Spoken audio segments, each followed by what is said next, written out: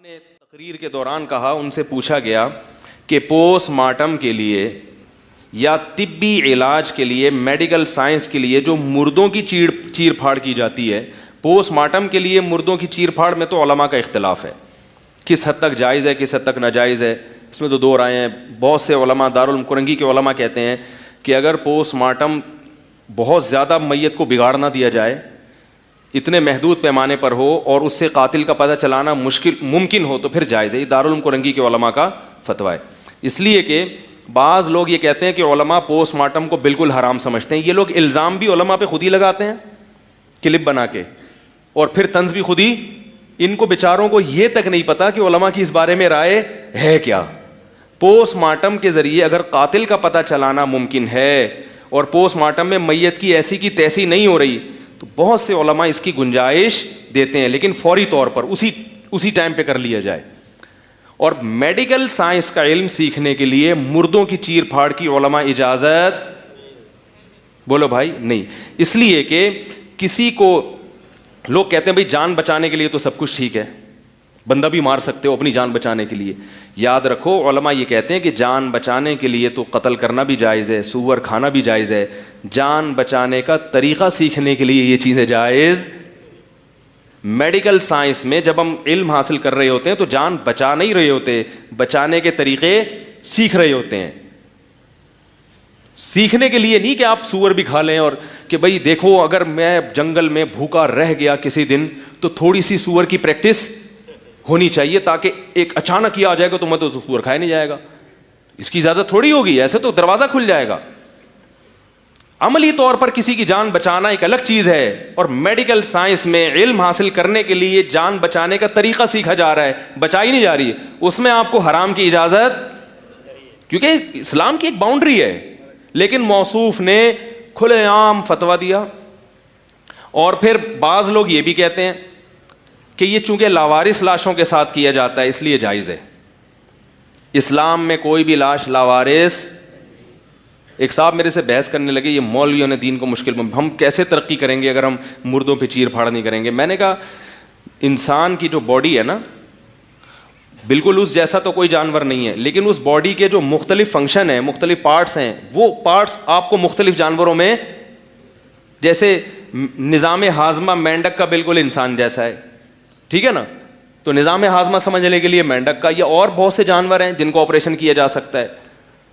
Kidney کو کا مطالعہ کرنے کے لیے دوسرے بہت سے ایسے جانور ہوں گے جن کی، کیونکہ حدیث میں آتا ہے ما انزل اللہ من داء الا انزل له شفاء، ہر بیماری کا اللہ نے علاج پیدا کیا۔ یہ جانور تو ہمارے لیے پیدا کیے ہیں۔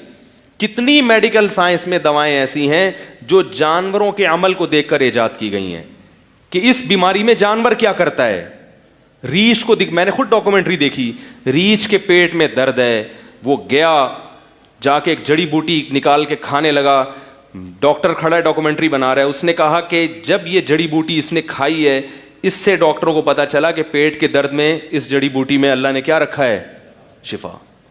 بہت سی دوائیں ایسی ہیں۔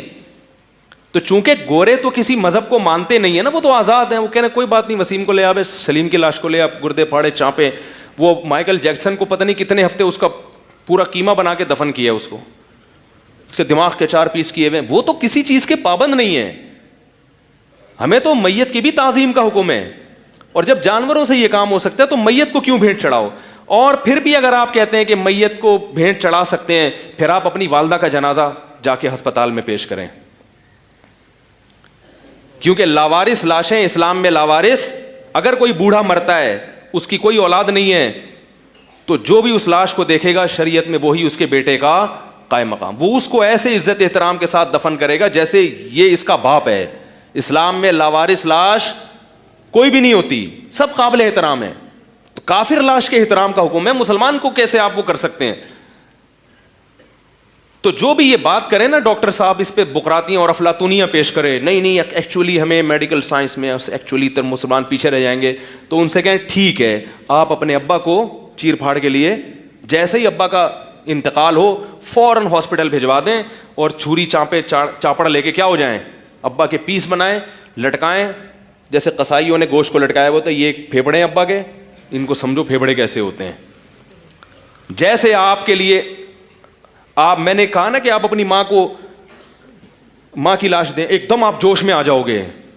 تو یاد رکھو کوئی بھی عورت دنیا سے جاتی ہے وہ بھی کسی کی ماں ہے، اگر نہیں ہے تو وہ سب کی ماں ہے، وہ سب کی بہن ہے، وہ سب کی بیٹی ہے. میں سمجھا پا رہا ہوں اپنی بات؟ تو اس لیے جو نئی نئی فلمیں مارکیٹ میں آ رہی ہیں میرے بھائی، یہ ان کے پاس دلیل بھی. ایک صاحب نے یہ بھی دلیل دی کہ قرآن تو قصاص کی ترغیب دیتا ہے، وَلَكُمْ فِي الْقِصَاصِ حَيَاةٌ يَا أُولِي الْأَلْبَابِ. جان بچانے کے لیے اسلام جب اس کی اجازت دے رہا ہے کہ دوسرے کی گردن اڑا دو، تو جان بچانے کے لیے میت کی چیر پھاڑ کی اجازت کیوں نہیں ہوگی؟ پہلی بات تو یہ کہ اسلام نے وہ کہہ رہے ہیں اس کی ترغیب دے رہا ہے کہ گردن اڑا دو. اسلام نے قصاص کی ترغیب بولو بھائی نہیں دیا. لوگ آیت نمبر دیکھتے ہیں کہ بھائی آیت نمبر زبردست. اسلام میں اصل یہ ہے کہ معاف کیا جائے، قاتل سے قصاص نہ لیا جائے. تبھی جہاں یہ آتا ہے نا تمہارے لیے قصاص میں حیات ہے، یہ تو اس لیے اللہ نے فرمایا کہ نظام یہ ہونا چاہیے کہ اجازت ہونی چاہیے قتل کی. ترغیب اس کی ہے کہ معاف کر دو. فمن عفی لہ من اخیہ شیء فاتباع بالمعروف واداء الیہ باحسان.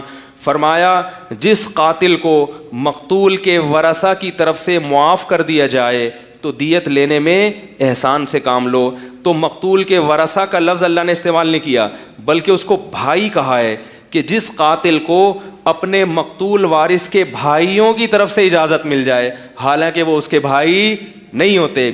اس میں اللہ نے بتا دیا کہ دینی بھائی ہیں، تھوڑا رعایت کر لو. اگرچہ اس قاتل نے تمہارے بھائی کو، باپ کو، بیوی کو، بیٹے کو قتل کر دیا، اب اس کو سزا ملنی چاہیے، ہم اجازت دے رہے ہیں گردن اڑوا دو اس کی، لیکن ہے تمہارا دینی بولو بھائی. انسانیت کے رشتے سے، بلکہ اس میں ذمی بھی داخل ہے، غیر مسلم بھی داخل ہے. قرآن کہہ رہے ہیں اپنے بھائی کو کیا کرو، انسانیت میں تمہارا کیا ہی ہے. اگرچہ اس نے قتل کر کے جرم کیا لیکن اس جرم کی سزا دیت کی شکل میں، پیسے لے لو، کیونکہ تمہارا نقصان ہوا اس کی تلافی پیسوں سے کر لو، کیونکہ وہ مقتول تو اب زندہ بولو نا بھائی، اور مقتول خود قیامت میں انتقام لے لے گا. تم نے کیا کرنا ہے، تمہارا دینی بھائی ہے یا انسانیت میں تمہارا کیا ہے رشتہ ہے، انسانیت کے لحاظ سے تمہارا. تو قرآن قصاص کی ترغیب نہیں دیتا، قرآن کس کی ترغیب دیتا ہے؟ معاف کرنے کی. یہی وجہ ہے کہ جہاں بھی سعودی عرب میں یا کہیں بھی جہاں قصاص کا قانون ہے، مقتول کے ورثہ کو آخر دم تک کوشش کی جاتی ہے معافی پر اکسانے کی، اور یہ حکومتی سطح پہ کام کیا جاتا ہے. کئی بار ایسا سعودی عرب میں ہوا ہے کہ وہ تلوار لے کے جلاد کھڑا ہے معاف کرنے کے لیے، گردن اڑانے کے لیے، اور حکومتی اہلکار اور جا کے قاتل کے اولیاء اس کو سمجھا رہے ہوتے ہیں بھائی چھوڑ دے. علماء جاتے ہیں باقاعدہ اس کو معاف کرنے کی ترغیب پر کیا کرتے ہیں؟ بیان. کیونکہ قرآن کس کی ترغیب دے رہا ہے؟ معاف کر.